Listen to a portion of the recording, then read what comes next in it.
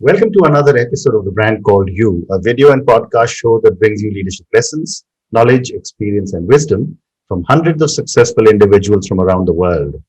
Today, I'm delighted and privileged to welcome a very, very accomplished professional manager from Singapore, Disha Goenka. Disha, welcome to the show. Thank you so much, Ashutosh. Pleasure Thank to you. be here. Thank you. Disha is the Regional Marketing Director, Asia Pacific for Twitter. She's worked for Google for 10 years. She was recognized as Campaign Asia's 40 Under 40. She's a lover of dogs and she's setting up a philanthropic organization, which we'll speak about. So, Disha, tell me, what would you say are three key milestones in your career or your life? I think the first one definitely is, I think when I joined Google straight out of college back in 2005, that was a pivotal point in my career where I was deciding what I really want to pursue. And Google had just opened their offices in Hyderabad, India at that point in time. And I was one out of two to be recruited from my college. And I think it's really changed my trajectory, both personally and professionally. So I really count on that as one of the key, I would say, pivotal moments in my life. I think the second one is I've been very fortunate to have career chapters across many countries in the world. So I think it's hard to pin down which country I would say is the key milestone, but I think my experience in Australia and specifically Brazil and Singapore has helped me gain a very diverse and international outlook. So really thankful for that experience. And the third one I would say is more, I think, on the personal side is as you mentioned in your introduction, I am an ardent dog lover. So when I became a dog parent to my little 4-year-old right now, golden retriever called Lola, I think I just don't imagine life without her. I don't know what we did before her actually. So I think those would be my three, I would say, key milestones. And how different these are from so many people I've heard. So let's talk a little bit about Twitter. You know, you said that you are responsible for creating Twitter's story and its raison d'etre for consumers and businesses in the region by actifying and amplifying the best of Twitter. Help me understand this. So at Twitter, a lot of businesses and consumers alike, whether we meet, friends at a party or brands that we work with, one of the number one question that comes up is, why do we use Twitter? As a marketer and as someone who uses Twitter quite every day, actually, my job is to help consumers and businesses understand that mission. So you might ask, what is that mission? So the mission for us is to actually serve the public conversation by democratizing speech globally. To put it more simply, we help amplify voices and almost give a table or a mic to voices everywhere around the world, especially the marginalized ones. So my team and I work really hard to create campaigns that help consumers understand that Twitter is what's happening and what people are talking about all around the world. And this is a place for brands to come if they want to interact with audiences, to launch something new or to connect with whatever is happening around the world. Fascinating. And, tell me, for a very, very high profile brand like Twitter, as a marketer, what goes into, building and sustaining Twitter as a brand? It's a very, very important question. And I think the answer keeps evolving, to be honest with you. I've been with the platform as an employee here for 7 years. But the one, I would say, trait or thing that really stands out for me is agility. I think technology around us is changing. Consumer behavior around us is changing. So as a marketer, I feel like being agile, number one, and also staying true to the purpose of the brand internally for your employees and also externally is absolutely critical to maintain a brand like Twitter. Very interesting. So, I use Twitter quite a bit and I have a reasonably large following on Twitter also. And I've often said, because I write a lot, I've often said this to a lot of my senior journalist friends, that when I was growing up, I had to form my opinions based on the opinions of superstar journalists. Right. Now, thanks to Twitter, I'm able to form my own opinions and express my own opinions. But I'm sure as Twitter, you must be facing a lot of challenges. Can you talk about some of the challenges you face? Absolutely. So I think, it's the health of the conversation on the platform is, I think, top of mind. And this is nowhere to hide from in terms of the toxicity we sometimes see on the internet. And Twitter is no stranger to it either. Correct. So I think from our perspective, making sure that the platform is safe for healthy conversations is absolutely critical. Have we reached a point where I can say that we've been successful? I would say it's an ongoing journey and progress can never be fast enough. But we are using, I would say, a combination of product, people, and also policy to ensure that we're always amplifying positive conversations and catching toxic ones as soon as we can that need to be looked at. Okay. And you must If have that a makes sense. large number of people who are constantly monitoring, of course, technology we're using, but there must be human intervention every time someone appeals and say, why have you done this to me? Absolutely. So we have escalation processes in place. The teams are called trust and safety teams. Across, I think most tech companies have these teams that are monitoring conversation on the platform. And depending on the kind of escalation, we do have manual intervention as well. We've tried to, I think the industry at large, the internet industry has tried to use technology to work on this as fast as they can, but there are always loopholes and broken windows. So manual intervention is almost always needed in some cases as well. Very interesting. And, when you look at Twitter, what are some of the core values that you believe in at Twitter? At Twitter, okay. So I think for us, it is as an employee, I can talk about it as an employee. Oh, sure. So I think I've always been in the tech industry, but I think what I value a lot about Twitter as an employee is, number one is transparency. I think the organization from top-down leadership, we're a very transparent organization when it comes to decision-making and any policy making, and it's at all levels of the organization, which I haven't really seen before, which I think is what empowers individuals like myself and my teams to really put their best foot forward, and also helps with innovation. So that's definitely, I would say, like probably one of my favorite core values. The second one is we're a very employee-centric company. I think leadership in the company at all levels is super empathetic and very, very employee-centric when it comes to, for example, I can give you an example from last year when COVID-19 hit. We were one of the first companies globally across industries back in like early March to have the work from home.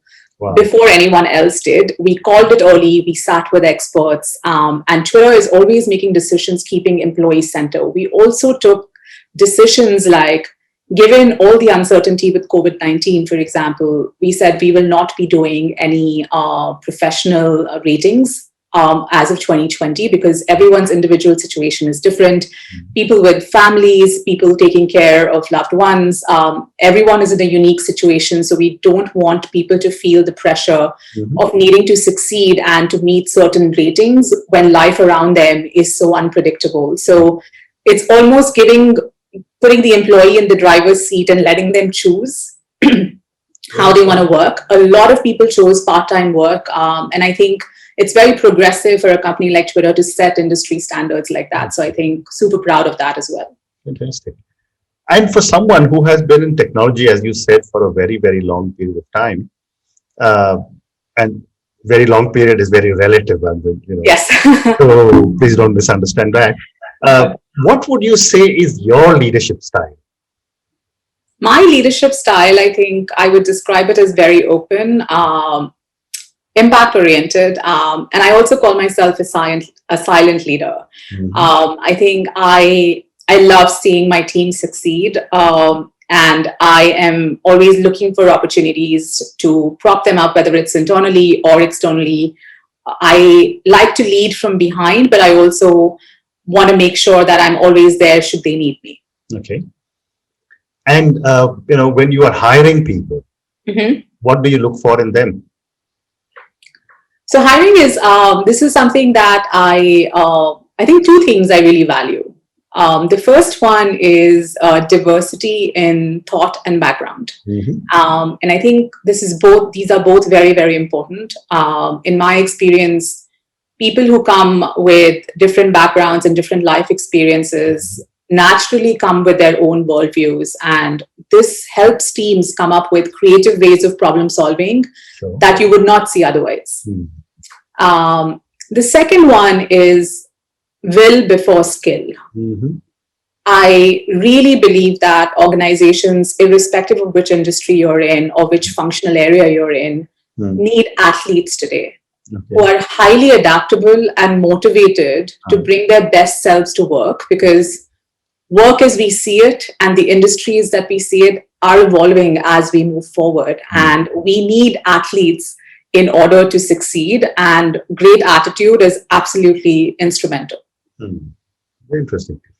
So let's move on and let's talk about, I want to come to your philanthropic organization, but let's talk a little bit about gender diversity. You have reached right to the top in Asia Pacific, and I'm sure there's much more ahead waiting for you.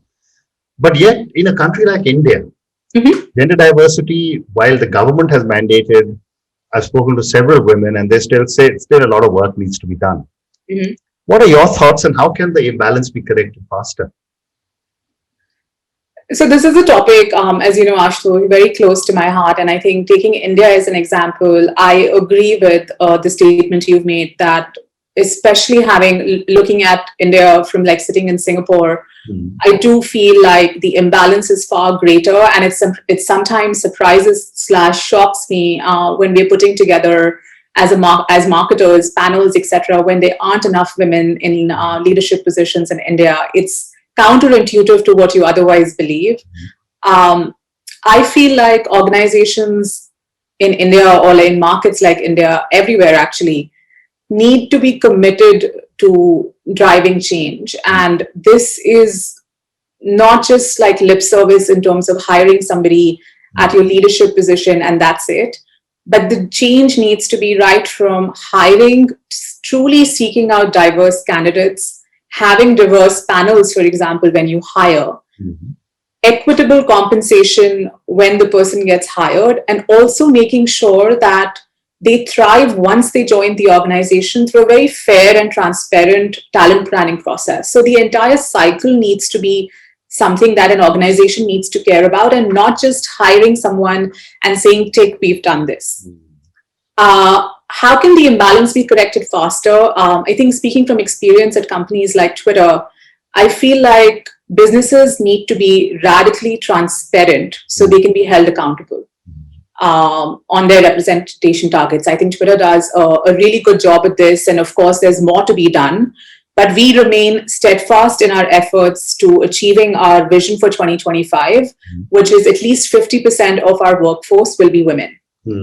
And we release an inclusion and diversity report. In fact, we released one just last year, an annual one, where you can see us and how we are tracking, and this is something that's public. I feel like more organizations need to do it, so it becomes table stakes and not something that's a nice to have.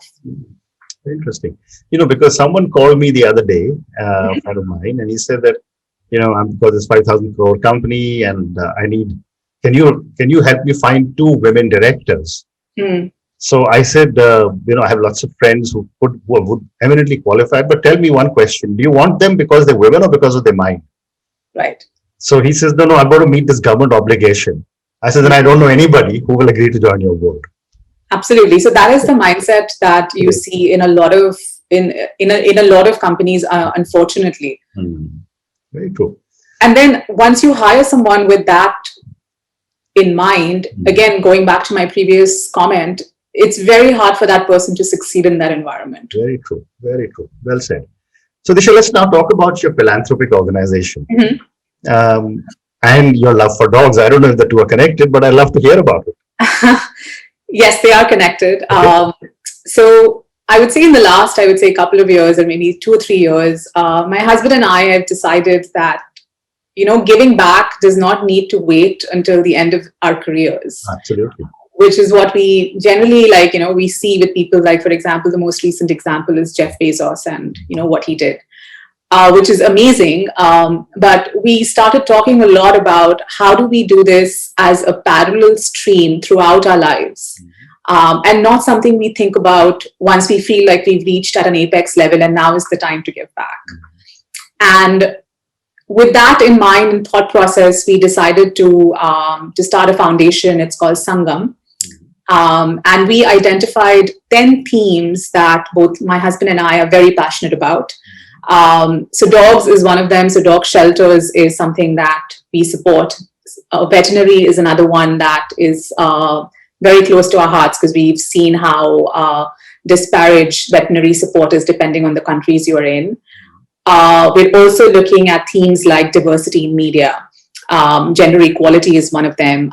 Supporting schools, supporting local artisans. So these are just a few examples, and we've identified 4 to 5 organizations across the 10 themes that we want to support over the next 5 to 10 years to begin with the ambition of substantially moving the needle when it comes to their missions. Okay. And our vision is not just to support them financially, and this we can do by ourselves and also by introducing them, for example, to our network, but also by giving time and helping them through upskilling, by creating new partnerships and revenue streams for them. Okay.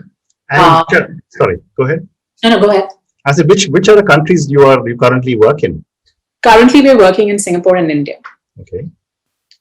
So I think we've COVID kind of put a little bit of a stop in terms of us trying to do stuff in person. So we've been mainly meeting them online and helping them financially. But we're hoping that towards the end of this year, when things get better, we can do more in person as well. I think the initial response has been amazing. We also are deeply connected with founders of all of these NGOs. So we really want to make sure that there's a meaningful difference that we can have instead of us just contributing an X amount of money over every month, for example.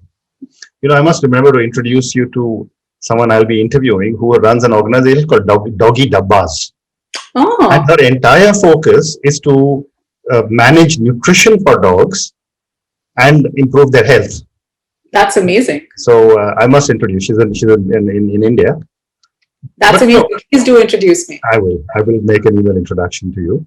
But staying with your philanthropic organization, one is the part about the animals, that is the dogs, but you also spoke about gender diversity, etc. Gender equality, yes. Gender equality. How are you doing something on gender equality through an NGO or through a philanthropic organization? In India, what are you doing there? So the work on gender equality, what we've started is actually first in Singapore. So there's an organization here called Girl Scouts, and they work with students from the ages of 6 onwards, and to help them and train them basically on various soft skills. Think of them as leaders for tomorrow, and they are always looking for volunteers in order to train these students. And so this is one aspect that me and my husband have been spending time with them in terms of creating curriculum. Where are the gaps in terms of where we can help and where can we introduce our network to help, for example. So that is an example of an organization for that particular theme. Okay, very interesting. So I'm now going to move to the last section of our conversation, Disha, which are some questions for you personally. Sure. My first question is that someone who's achieved so much and who's got so much to look forward to in life, as from where you stand today, what does success mean to you? I think success for me is knowing that my professional and my personal efforts are helping create a positive impact in the world. Whether it is, building my team, for example, and seeing them succeed and building teams across industries, or it could be building organizations, which can be, for example, personally through the philanthropic endeavors we are looking at, or also through the organizations we work with professionally. Okay. And a follow-up question for you is that who or what inspires you? I think I'm going to sound probably really cliched on this one, but I think I really truly believe that if one is looking for inspiration, you have to kind of open your eyes and observe what's around you. I find inspiration in a book. I find inspiration listening to music. I find inspiration listening to a podcast. Okay. I'm inspired when I play with my dog. So I feel like inspiration is really all around us, and we need to know when to seek it and how to seek it. Very nice. My next question is that if you, Disha, were a role model to millions of children who closely followed you and your life choices, what is the one thing you would change in yourself? This one is a hard one. I think I would stop trying to be a perfectionist in every aspect of my life. I would definitely be kinder to myself and be more patient and let things play out. Very nice. Very nice. So I've got time for two more questions for you. My next question to you is on failure. And, I have a new book coming out on failure in 2 days.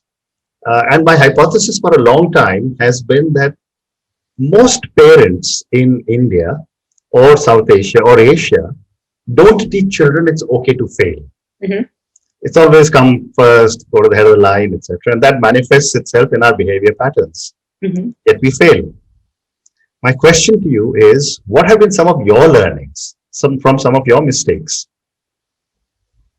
I completely agree with you, Ashutosh. I think inadvertently, like growing up in India, I think because of the way the school system is, and also I don't think it's probably something that's top of mind for parents as well. But I grew up with the notion that I always have to succeed. And that was something that I thankfully did when I was like in school, etc. Like I was always among the top 1% of my class, whether I was in school or in college.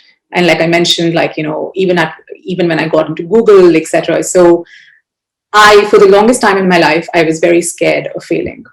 So I think my biggest learning is to embrace failure. And I have made mistakes, both in my professional life and in my personal life. And I think what I've learned from them is, number one, not to be afraid of it, because I feel like it makes you stronger. And I think I'm a better person because of a lot of the mistakes I made. And the other one is, I think, don't be so risk averse, like take risks, be more proactive. And you will not do any of that if you're too afraid to fail. Fabulous. And my last question to you, and this is for the thousands of people who will listen to our conversation. What would your advice be to a young individual starting off on her or his journey in the corporate world? I think for me personally, what has really helped me over the years, I feel, is learning and structured, continuous learning. Whether you are entering the corporate world right now, whether you want to be a manager, it doesn't really matter what field you are in. The speed of change in the world is so dramatic today. It requires sustained and disciplined effort in order for one to succeed. So I think one should never forget that and make learning almost part of your DNA, and however that might be. And I think the other one is, as a professional or as a manager, I would say, is always lead with empathy, trust, and kindness. And that is what will see you succeed in the long term. And yeah, I think those would be my two. Fabulous. Disha, thank you so much. It's been such a pleasure speaking to you. I really loved all the anecdotes you shared with me when it came to Twitter and about your philanthropic organization. Thank you again very much, and wish you good luck. Thank you so much, Ashutosh. I really enjoyed talking to you as well. Thank you.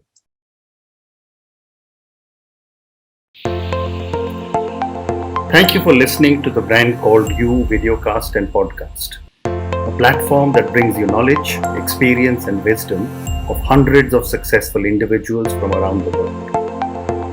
Do visit our website www.tbcy.in to watch and listen to the stories of many more individuals. You can also follow us on YouTube, Facebook, Instagram, and Twitter. Just search for the Brand Called You.